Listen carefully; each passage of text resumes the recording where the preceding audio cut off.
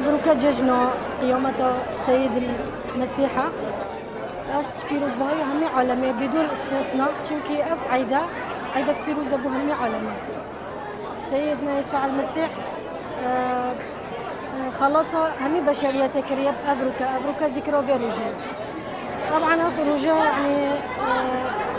همي مميزة همي تشت مميزة يعني هم بيسوتشن عيدو يكدو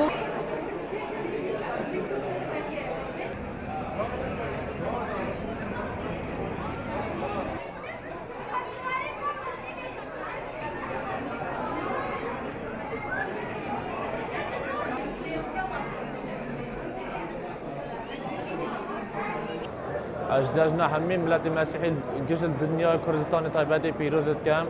الحمد لله روزگار خوشی بی و کیف خوشی بی راست نگاه واسه کردستان نخوشیه بس الحمد لله امر سال عیدا خواهد کنم دل خوشی و چون مالت ایکودو کیف خوشی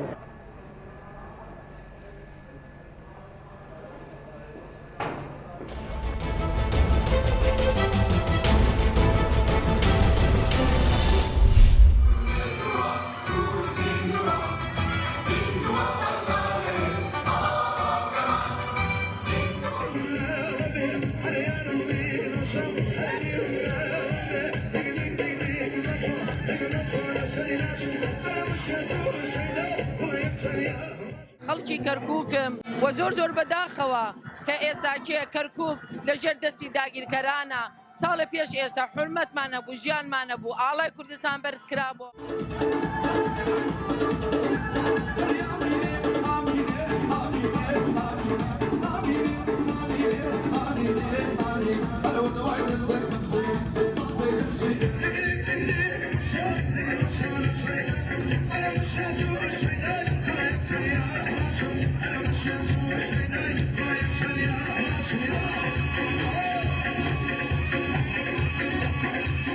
جەژنە پیرۆزە لە هەموو گەلی کوردستانەکەم هەر چوار پارچەی کوردستان چاڵپارەکە وەکو ئەمڕۆ شاری کەرکووک قودسی کوردستان ئازاد بوو بەڵام مستە ئازاد نییە و لە دەستی داگیرکەرانە.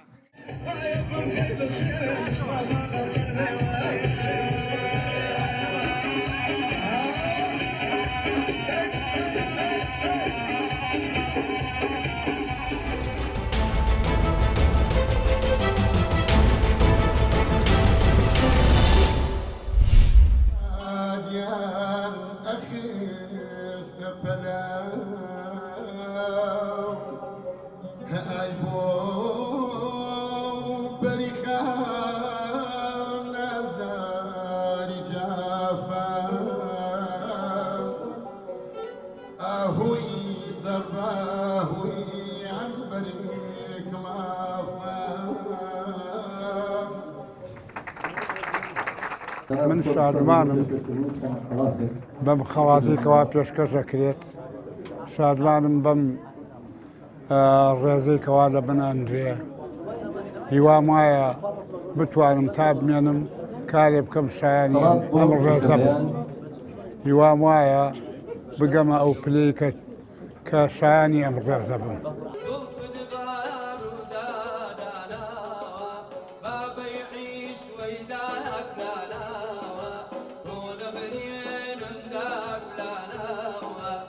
ئەمساڵ پەیکەری مامەسای گەورەی نێتەوەکەمان ڕووناکبیر و شاعیر و نیشتیمان پەروەر خاوەنی سرودی جەژنی کوردستانە جەژنی نۆرۆزە کە شعر و ئاوازی خۆشەتی مامەسا عین شەونم کە بەڕاستی لەو سەردەمایە ئەو سرودە خۆی لە خۆیە ئەتوان بڵم شۆڕشێک بووە بۆی کە نەورۆز بەردەوام بێت. منەوەی کە زۆر دڵم پێخۆشە ئەوەیە کە ئەم کەسە مادوونە ناسانە ئەم کەسە هونەرمەند بوو کەسایەتە دێرینانە ئەبینم زۆر دڵخۆشە بن کە لە مەراسیمی ڕێزێنانی خۆیان ئامادا بن. ناسەوە سلەیمانیە باڵای بڵند وەک پەیکەرێکی یاڵتونی داتاشراوە وێنێکی شێخی نەمریش بە گەردنیا هەڵڕاستراوە.